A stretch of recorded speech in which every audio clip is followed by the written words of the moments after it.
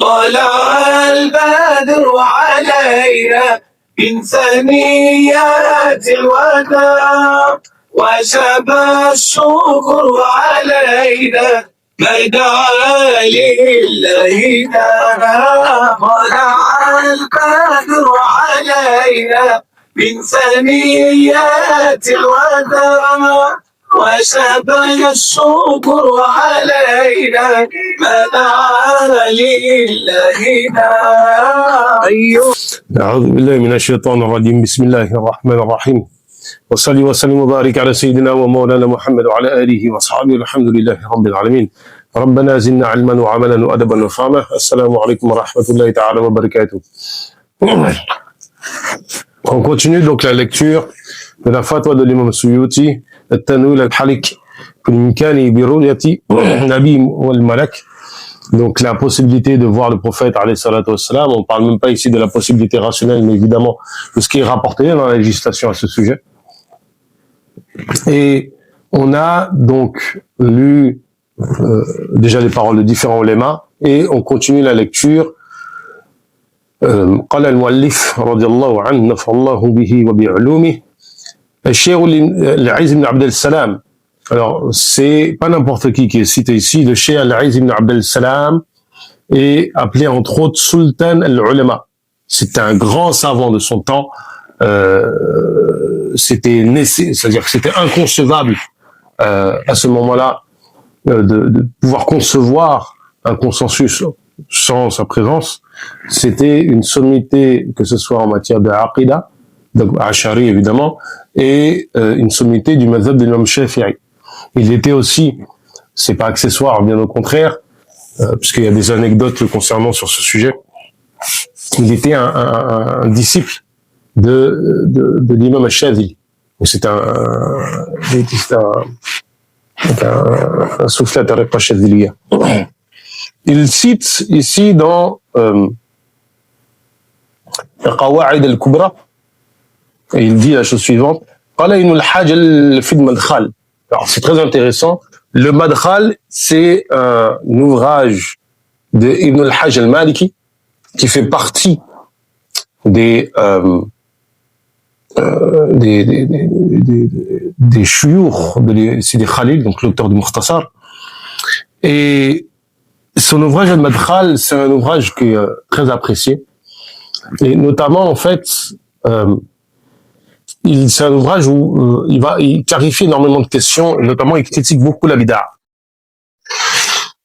C'est un ouvrage qui est très apprécié d'ailleurs dans le mazhab de l'imam Malik, évidemment, et donc c'est une sommité chez nous, ce savoir, c'est une sommité dans le mazhab maliki.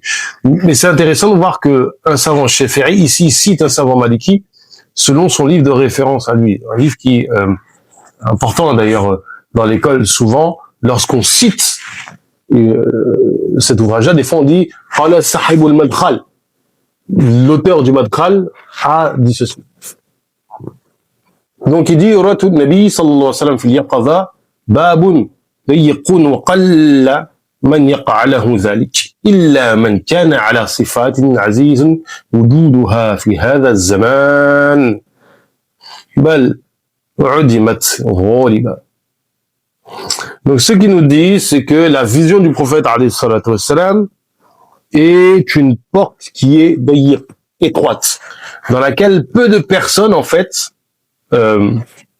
l'idée, c'est que peu de personnes, en fait, passent par cette porte. Ça arrive à peu de personnes, cette possibilité-là.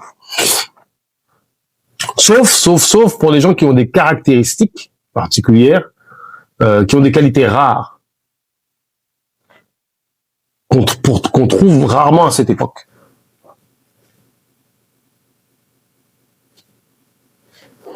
Et au contraire, fi hadha zaman bal udimat, en général, elle n'existe pas, ces qualités. On a toujours des paroles de soufis comme ça qui sont très, comment on appelle ça, des hyperboles. En français, la figure de style, c'est l'hyperbole. C'est-à-dire, regardez, ça n'existe pas. Ça veut dire que c'est très rare, en fait.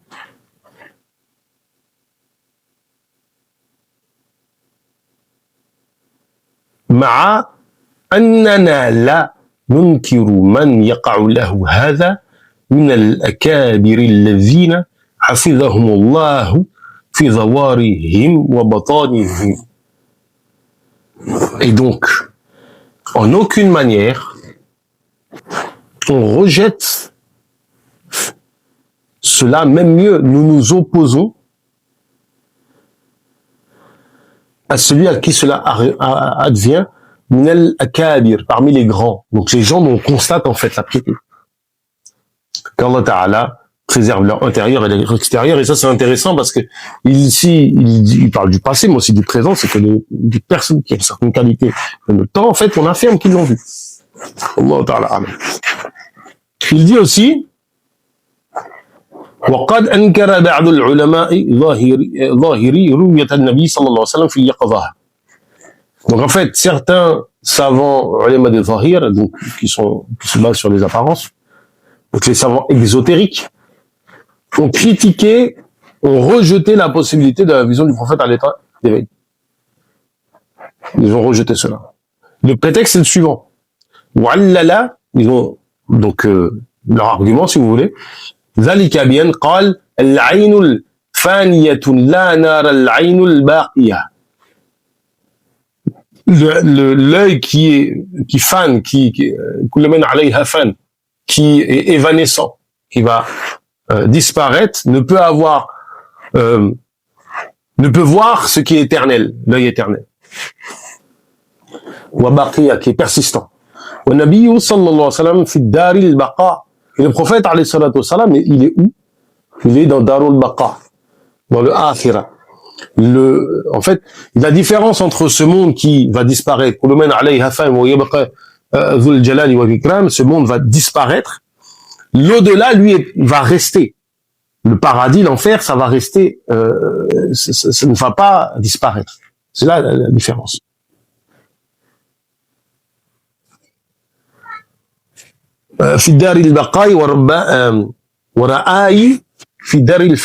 Et donc, en fait, nos visions à nous, elles sont quoi? Elles sont dans ce monde-là qui va disparaître. Et donc, en fait, leur rejet, il est basé sur ça. L'argumentation qu'ils utilisent, c'est la suivante.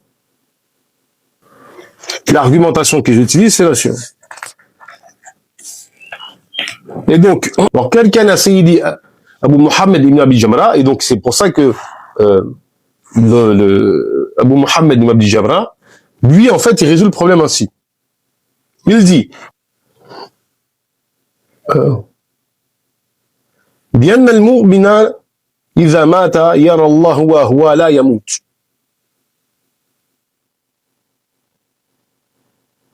Le croyant, lorsqu'il décède, lorsqu'il sera mort dans l'au-delà, il verra Allah, alors que lui ne meurt pas, qu'Allah Ta'ala ne disparaît pas, ne meurt pas. Et quoi? وَالْوَاحِدُ مِنْهُمْ, donc un seul parmi ces croyants, يَمُوتْ فِي كُلِّ يَوْمٍ 70 مرة. Il meurt 70 fois. En gros, c'est-à-dire que il sera possible de voir Allah Ta'ala avec nos yeux de ce... C'est pas nos yeux de ce bas monde, hein, mais avec notre corps éphémère qui peut disparaître et on verra ce qui est éternel. Donc c'est envisageable dans cette dunya de concevoir qu'Allah Ta'ala nous permette de voir le prophète alayhi salatu wa salam alors qu'il est dans l'au-delà. Le Qadi Sharaf ad-Din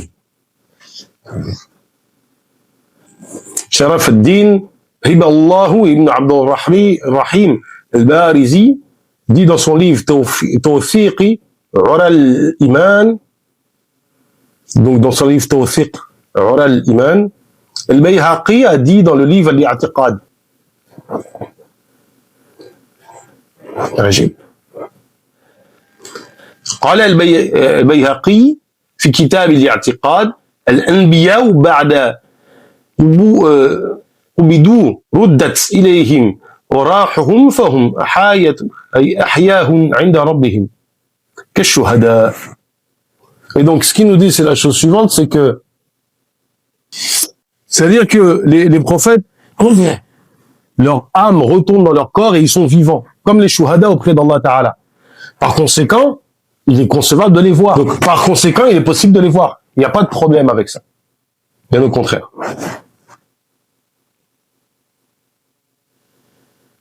C'est quoi le dalil de ça?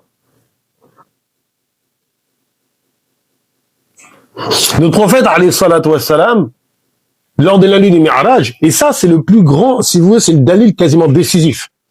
Rappelez-vous, il y a une règle sur laquelle s'accordent les gens de la sunna, le sunna wal jama'a, que karamatul awliya, les karamat des awliya, sont comme al-mu'jizatul anbiya. Ils sont comme quoi? Les mu'jiza des anbiya. Donc en fait, toutes les ruptures d'habitude, donc le rapport entre les causes et les conséquences, qui existent, qui peut advenir pour les prophètes, peut advenir pour les awliya. Et l'une des ruptures d'habitude qu'a connu le prophète, alayhi salatu wassalam, c'est qu'il a vu qui? Il a vu des gens qui n'étaient plus vivants. Et en l'occurrence, qui? Des prophètes. L'ensemble des prophètes. Il a même dirigé leur prière.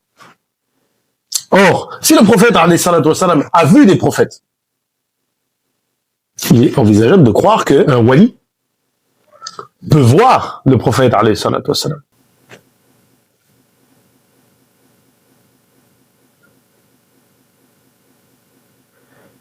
وقد رأى نبينا صلى الله عليه وسلم ليلة المعراج جماعة منهم. Il a vu un groupe parmi eux. وخبره صدق. Et donc cette information qu'il nous a donnée, elle est véridique, on ne peut pas la remettre en question. أن صلاتنا معروضة عليه وأن سلامنا يبلغه.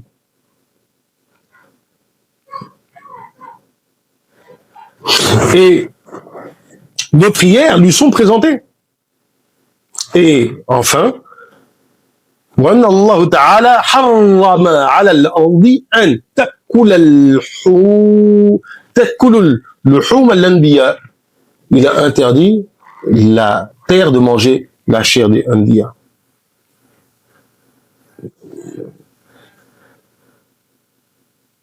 Al-Barizi continue.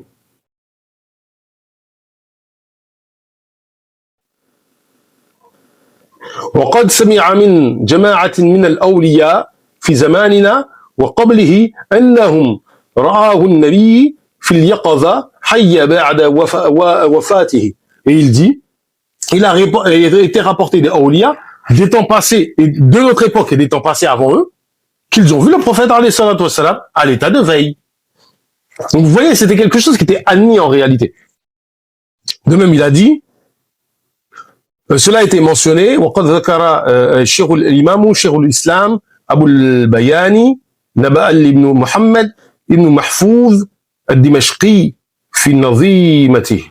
Et cela a été dit dans sa nazima par le cheikh, l'imam, le cheikh l'islam Abu al-Bayan Naba al-Muhammad al-Mahfouz al-Dimashqi.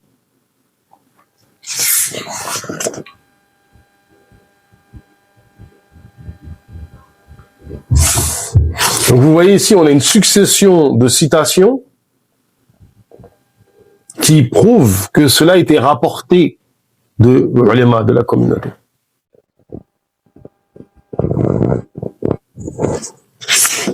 Ensuite, il dit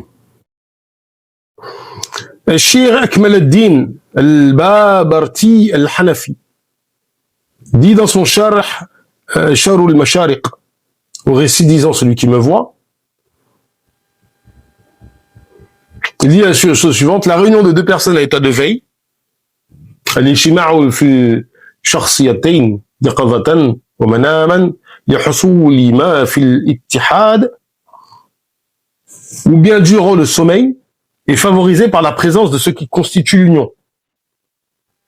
Donc l'amour, par exemple. Celle-ci a 5 principes.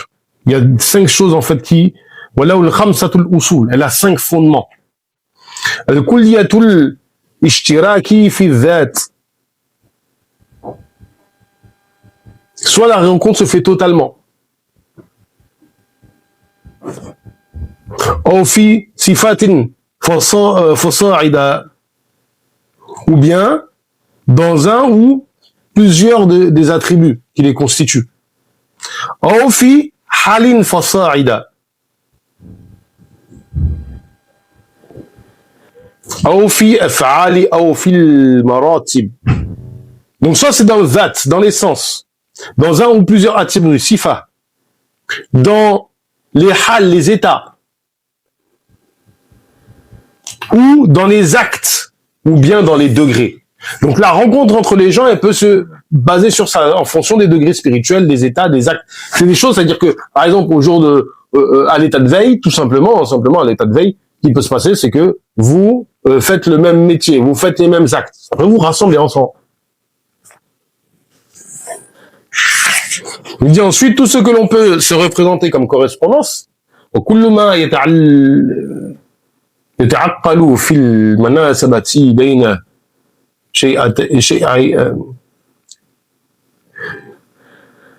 شيئين له أشياء ولا يخرج عن هذه الخمسة. Et tout ce qui peut rassembler deux catégories de personnes, tout ce qui peut rassembler deux catégories de personnes, est compris dans l'un de ces deux principes. Ça ne se sort pas de l'un de ces 5 éléments qu'on a présentés.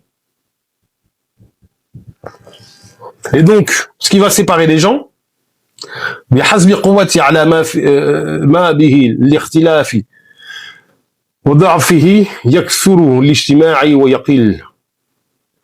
Donc c'est en fonction de la force ou de la faiblesse de ce qui peut constituer une divergence entre les gens dans ces principes que la fréquence de cette rencontre pourrait être importante ou minime. وقد يقوى على ضدتي فتقوى المحبة بحيث يكاد شخصان يفترقان وقد يكون بالعكس ومن حصل الأصول الخمسة وثبت المثابة بينه وبين الأرواح كمل الماضين اجتماع بهم متى شاء. Alhamdulillah. Et donc celui qui réunit ces 5 principes, écoutez bien,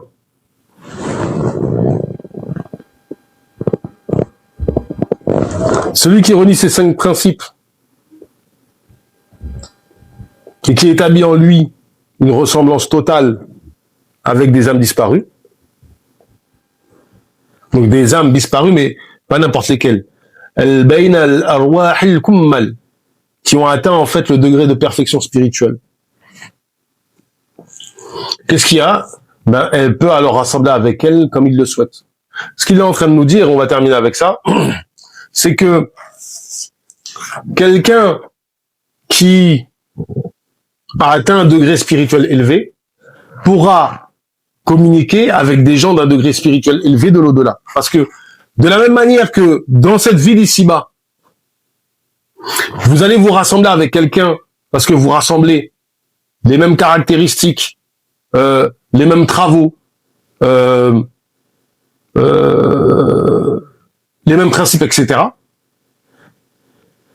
Et bien tout cela, les 5, on va dire l'essence, l'être même de la personne, les états spirituels, les actes que l'on fait, des caractéristiques et le degré, les tartib, en fait on pourra se rencontrer.